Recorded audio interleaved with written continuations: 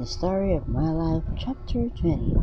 The door of the tasty restaurant was opened by the security man, who was with a black and white uniform with a cap, additionally with no real smiling expressions on his face as he nodded. "Welcome, Mom," he greeted, and I cringed at the word ma'am because apparently I didn't look like one. I wasn't even a big adult. Calling me ma'am made me feel old, but I knew he was just being polite.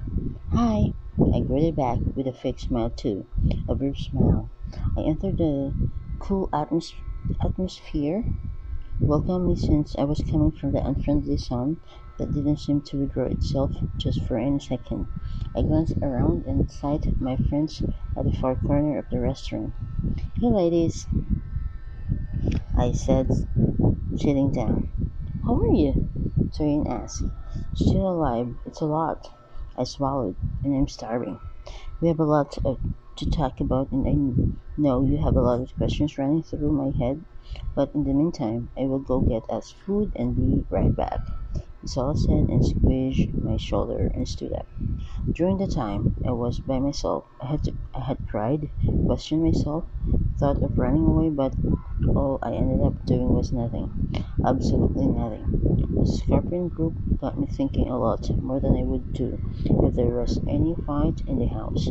The thought of being someone different and looking indifferent to my family was driving me mad. How was I going to handle it all? Was I going to end up killing or being killed? Was I going to hold a gun to, or what? I didn't want this in any more than I was thinking. I didn't want to be involved in being gangster or be it a good one. Asking to join the Scorpion group was like signing for my death. "Thank you for the makeup." "Don't mention. That did a bit of considering though. I don't think they suspect anything much. They believe the lie you told us, our boss," Toyin said and smirked. "Well, I guess it's our boss now." It's been 2 days now, and my bruised face had started fading away eventually, and my swollen eyes had gone down. It was fast with the help of the pills and iceberg I used. "Here," Isabella put down the plate of food and drink from the tray she was holding. I scooped in some spoonful of the porridge, feeling grateful. I was finally eating. I didn't know I was that hungry. Well, I wasn't supposed to be surprised, since I slept on the empty stomach last night with thoughts of how I had met these gangsters. Everything was much for me. I was figuring out. Try to go with the flow and take it one step at a time. This I told myself many times. "You're eating as if you hadn't eaten in a week." So exaggerate, looking at me weirdly. "Just last night alone, I only had breakfast and lunch yesterday." "How about you too?" "We ate at the mansion," Bisola answered. "Well, speaking of that, what do you think?" Toyin asked me expectantly. "The mansion, or what I think of you two, or the whole group?" I lowered my voice. "Everything," Bisola said as she munched. "First question. Why didn't you guys tell me you have been going to that mansion?" My besties exchanged glances and frowned at me as I was mad. "What? Well, I think you guys were supposed to tell me about it since you told me everything that goes on before I joined." I defended myself, thinking they betrayed me. "Look here, lady, we didn't have to tell you everything, okay? It's wrong. And even now, I can't tell you everything. Don't feel betrayed." "Tessin, we did it for a good reason," turned it out. "What reason? Because you are our best friends, or because you wanted me into the group so bad?" "What? No," it's all a snap. "Don't lie, don't you dare." "Well, yeah, we wanted you in at first," Torin was explaining. "So you befriend me so I could join you guys?" "Nah, it's not really." Isala scratched her neck. "Wow, I was that easy for you guys because you knew how much I needed a friend." Losing my appetite, I pushed the food forward and folded my arms. I was ready to hear them because I wanted to know every detail. "Come on, don't do this and eat," Bisola begged. "I can't be forcing the porridge down my throat when I'm full." "You're lying, just hear us out," Toyin said. "Of course, exactly what I want to hear now," I frankly said. My heart was ready to accept any soul-damaging truth but their mouth. We saw a sign and started. Joyen and I decided to be your friends when we saw how lonely you were and with the whole bullying thing. We thought it was best to threaten them to leave you alone, and if they didn't, we were going to pick on them and they wouldn't escape it. They wouldn't escape but beating them up. They hated our warnings, and that was when we took the next step to become your friend. When we became friends, we thought it was best we invite you to the group so you could be one of us. It was nothing more than that. That was our intention. Also in the group. When we bring in new people, we get something in return. Gift, a car. At times it could be a trip somewhere. We going to get a gift for bringing you in. Justin said reluctantly. I dropped my shoulder as everything unfolded. That was why those bullies stopped bullying me. It was to end Bisal's work. I felt glad they did that such because I knew peace would stop. But sadness filled my heart when I realized it was because they wanted me into their group in return for a prize.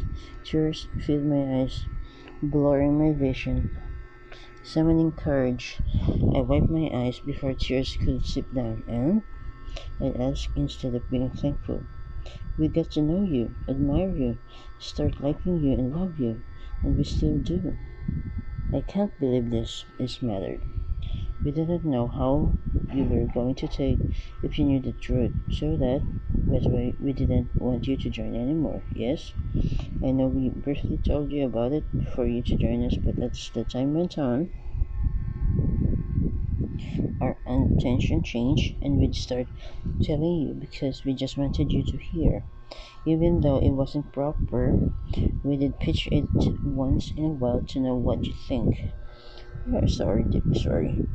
When you later told us you wanted in, we weren't happy, Taryn said. And why were not? Didn't they want me to exchange for a big price? I didn't even know if I should start trying to smile at your mother behind the change.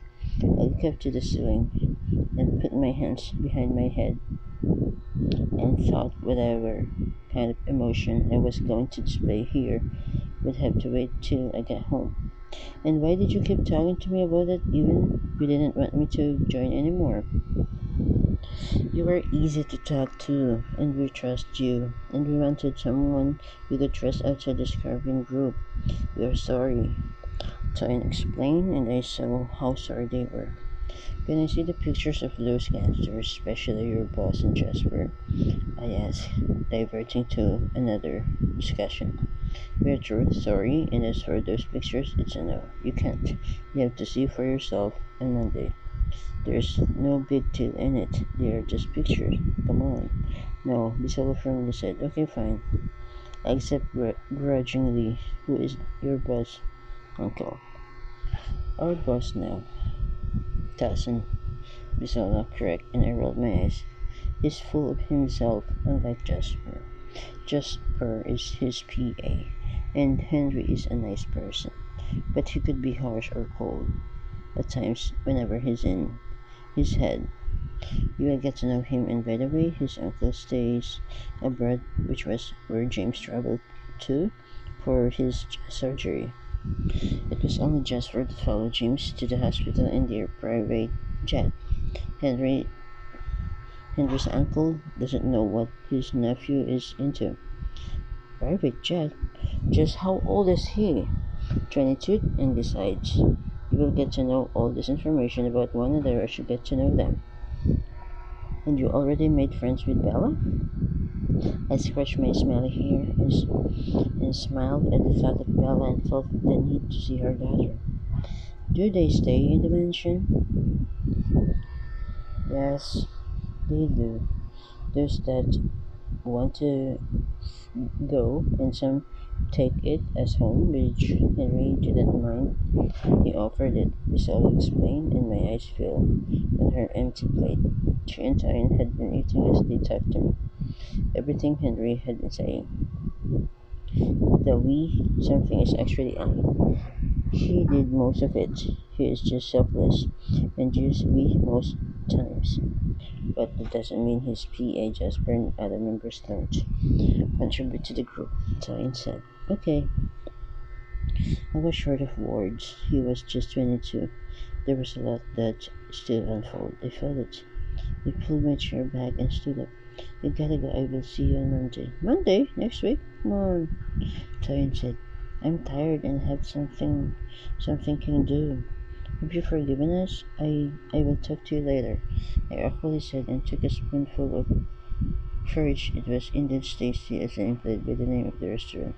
Thanks for the food. I licked my lips as I exited, leaving Toyin and Priscilla dumbfounded. After the taxi I boarded dropped me home, I heard my mom scolding Bayo. She was so pissed at him that I could hear her voice outside as I was walking in. Frowning, I made my way into the living room and stood beside Bayo. What did he do? I asked and shielded him from a slap. He had slapped his sister over a meaningless issue. My mom's anger this afternoon was as high as the roof level. What? I was shocked and annoyed at the same time. Why? She called me an idiot when we were dragging the remote, and because of that I angrily slapped her face. It wasn't my fault. Then whose fault? Did I permit you to hit her face? Couldn't you have waited to report her to me? Mom wanted to hit him again, but I moved him away from her. I sighed and looked at Basala, who was beside Mom with a crying face. I pointed at Ba's chest and said, Look here, Mr. Man, I don't want to ever see you or hear that you raise her hand to hit your sister. Is that clear? Yeah, Bai mumbled with his head bowed. What? I can't hear you. Have I myself clear? Don't you hit her no matter what she does to you, okay? Okay, she's younger sister and you have care for her, not hit her, huh? Yes.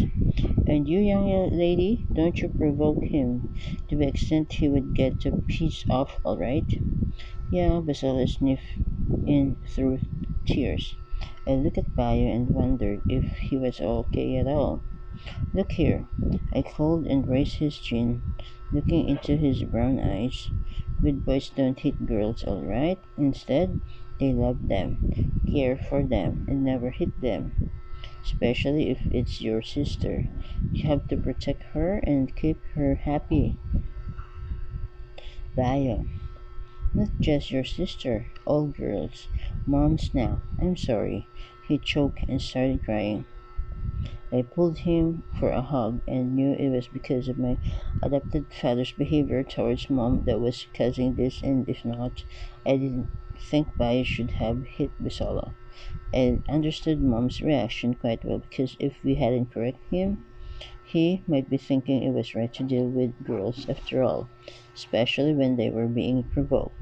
It's okay, baby, I confronted him and made my siblings hug themselves.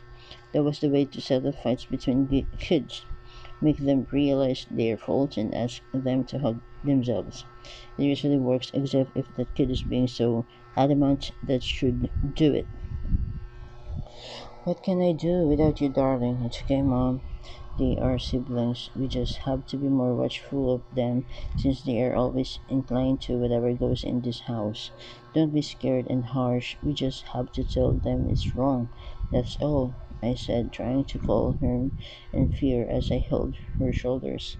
Thanks. Don't mention. I smiled and hugged her before I went upstairs. As I made my way to my room, I heard Loveline laughing with Mr. Johnson. Their romance was all over the house, which I knew hurt my mom. Loveline was enjoying all the love, care, and attention Mom used to receive from her husband. Just what on earth happened? Where did these good sides disappear to? I shook my head, knowing it was pointless to think about it again. When I get to my door, I opened it, locked the door, and instant I got in and I slumped on the bed.